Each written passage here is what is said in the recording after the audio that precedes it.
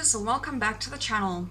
In today's news, Jacinta Nampijima Price, who works as a city councillor in Alice Springs, said the Duchess of Sussex was a woman of great privilege who is completely removed from reality. Meghan and Prince Harry earlier this month weighed into the public conversation in the wake of the death of George Floyd. In a graduation speech for students at her old high school, the former actress urged the students to take action against anti-black racism.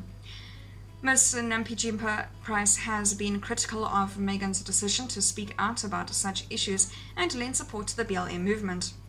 The politician told Australia's Daily Telegraph, "Black Lives Matter continues to push a false narrative.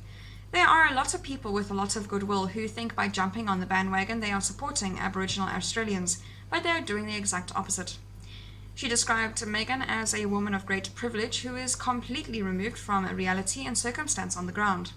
She added, "Lending her voice to the Black Lives Matter movement is silencing the voices of those people in the communities who are vulnerable to black-on-black crime." In a video released earlier this month, Meghan wished the new grads well as they embarked on their careers. The mother of one said she simply could not remain silent following the upheaval of the death of Mr. Floyd. In the video, Meghan said, "The only wrong thing to say is to say nothing, because George Floyd's life mattered, and Breonna Taylor's life mattered, and Philando Castile's life mattered, and Tamir Rice's life mattered, and so many other people whose names we know and whose names we don't know. Stephen Clark, his life mattered." Ms. Nampijima Price said many people in the BLM movement refuse to speak up for victims of crimes when the perpetrator is not white. She said many outspoken activists have no interest in learning the truth. She said Aboriginal people are dying at a far greater rate at the hands of other Aboriginal people. That is something this movement is not interested in. Meghan again pushed her anti-racism message in a joint video with Harry earlier this month. Speaking at the $11 million California mansion, the couple addressed young leaders from the Queen's Commonwealth Trust via video link.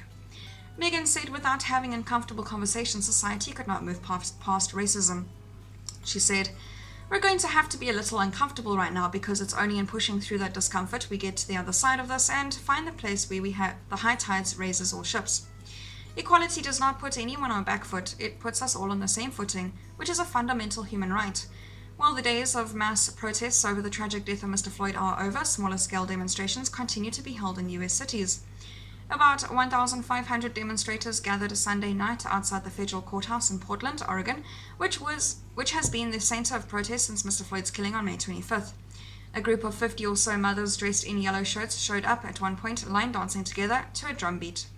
That is all for today's news. Thank you very much for watching. I'll see you next video.